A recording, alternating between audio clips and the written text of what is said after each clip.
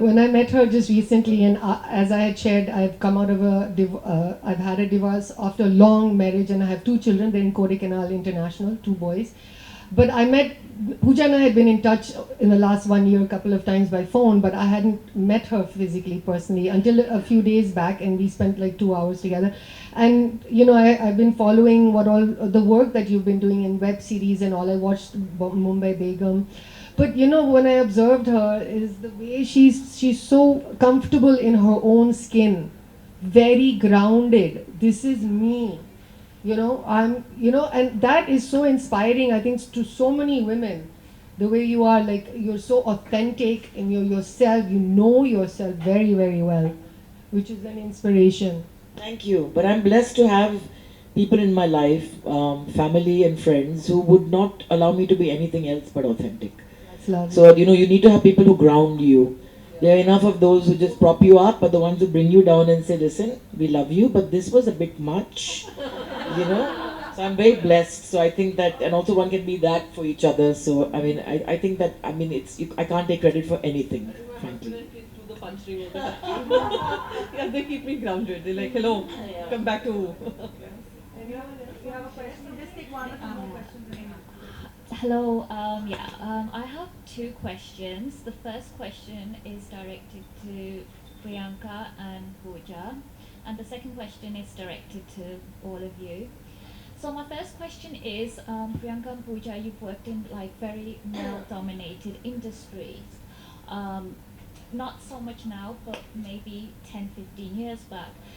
So how did you deal with, because I've noticed here, like, men have a huge ego, and compared to they want to be in power trip when it comes to controlling women or certain situations, and they don't like being answered to. So in your industry and in your industry, how did you handle that?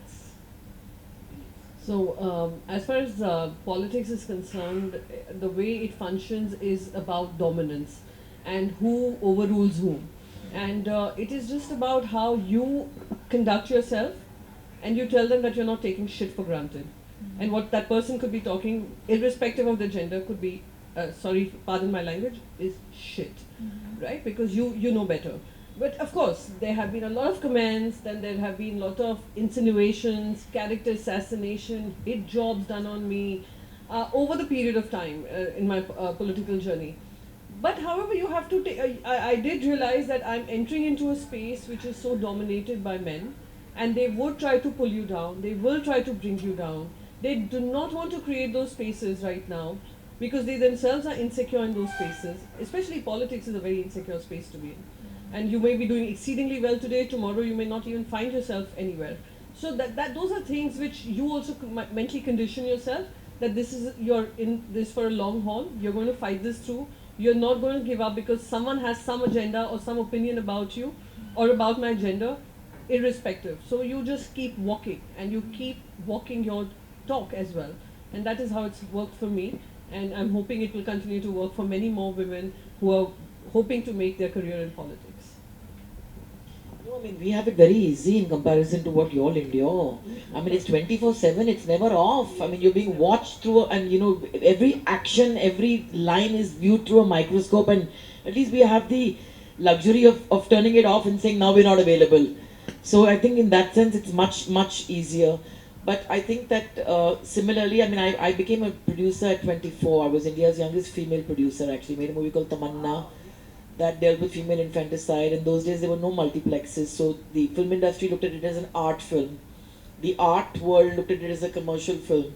It released in Metro Cinema. There are 1,100 seats. We couldn't fill those. So again, like you speak about being ahead of my times, it's not they pay you to be ahead of your times, And then of course, at that time, we were told, as actresses, you must be seen, not heard. Keep your opinions to yourself. If you have a boyfriend, keep him at home. Do what you want to do, but don't talk about it. And I was like, I'm 19, my parents know I have a boyfriend, why should I lie to the world? So I think Manisha Koirala and me got a lot of flack, and we kind of paved the way for a lot more women today to be able to lead their lives openly. They called us every name under the book because we were honest enough to say that, you know what, we're in love, and you know what, now our heart's broken, and you know what, now we're in love again. They're like, how can you be in love again? So I think the world has a problem with women who get up all the time. You know, they give you the punches, and then when you bounce back from the punches, that's what gets them. That, oh my God, again she's risen, again she's risen. So I mean, it was a bit tough initially because the big boys in the industry were like, "Magar, aap to heroine hai, aap to glamour world ke hai, aap to wohi karo." In other words, don't you dare try and play with the big boys. And I'm like, I don't want to play with y'all. I want my own playpen. So eventually, it's your work that speaks. Yeah. You got to keep showing up. You got to keep doing the job. And yes, you got to work harder. That's the way it is. And eventually, then they realize that you're here to stay and they can't fight you. Yeah, but I just want to add one more thing here. When she said you have to work harder, unfortunately for women, we have to work doubly hard. Yeah. That is one challenge that we women face, and at all times we need to keep proving ourselves as having to done a good job of it, right? And to give you another example, once I entered the parliament, of course there was this entire, of course the entire aura of being in a parliament and being a parliamentarian amongst a 1.4 billion population. You're amongst those chosen few. But the positions they push you in, like if you are a woman, you can handle the Women and Child Empowerment Committee. Please head to a committee which has to do with health. And I fought all those barriers. I said, why can't I be in external affairs? Hello, I have an opinion about geopolitics. I will be in external affairs. Then I challenged them about why can't I be in the finance committee or trade committee. I became a part of the trade committee. So you need to fight every single box that they put you in to get out of those boxes. And once you're out of those boxes, you perhaps created a way for many women to say hello, external affairs, hello, finance, hello, economy. So that is how it happens. And don't you find that very often it's you have to fight women as much as more That's than you have exactly to fight men. what I was going to talk You about know, right now. I'm not just because it's happened to you. Don't you want to break the cycle? Why are you kind of victimizing somebody else now because you have been victimized? I must share this particular point of view, especially because it happens a lot in women who are politicians.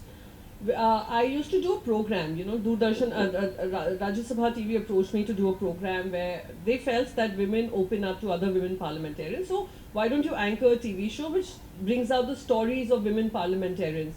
And we got some really fantastic women MPs who won in the Lok Sabha, who come from tribal constituencies, who are tribals themselves, from the ST community, how they've risen through the ranks. And their stories were extremely inspiring. So today I sit here, I talk about my story, all think I've done a great job. But they have done a much tougher job in much tougher circumstances in sharing their stories. Many women I approached who are very well-known faces, that why don't you come on the show and we'll do the show. They're like, we don't want to be clubbed in an all-women panel. We cannot be talking about only women. We have male voters too.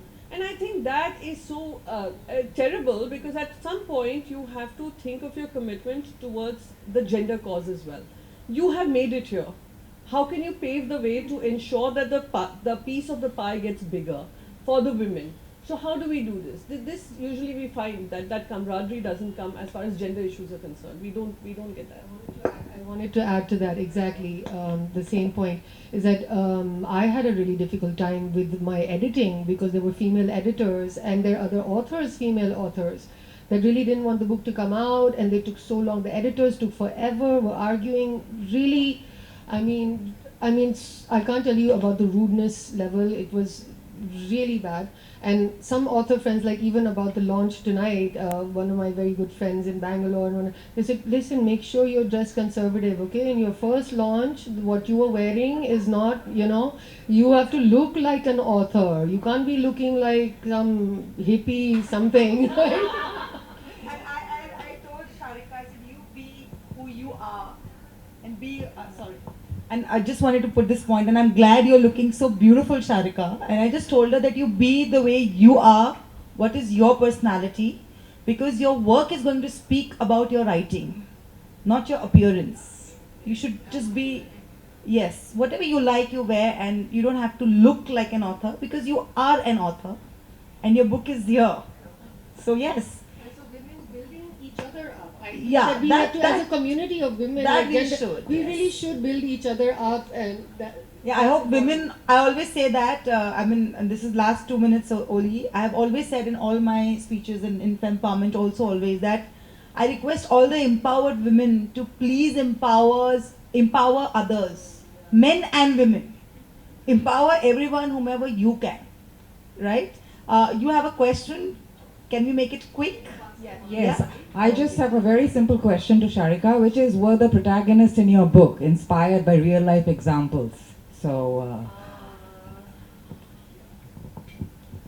Yes, I would say some of them largely by people I know, but okay, two of them are composites. That means it's a composite like the actress. I researched 5 actresses, so I had a character in mind. Then, but I wanted to have real. I wanted that character to have real teeth. So I researched 5 actresses, and I'm not going to tell you the names of those 5 actresses, but to make it more authentic.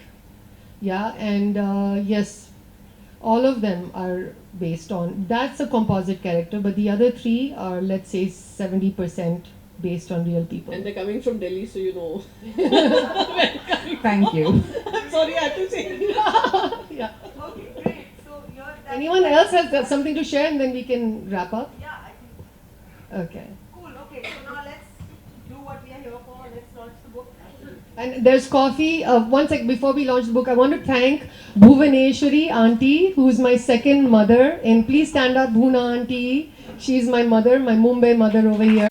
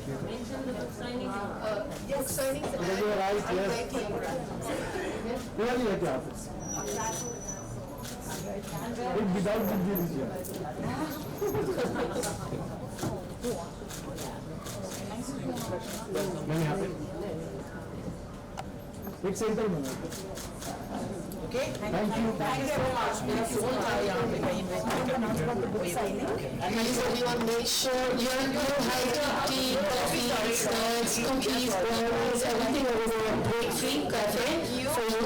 And if you want a book, you can buy a book and I'll sign the books. Anyone want me to sign the books, buy a book and sign the books. And buy them for your relatives as well. You go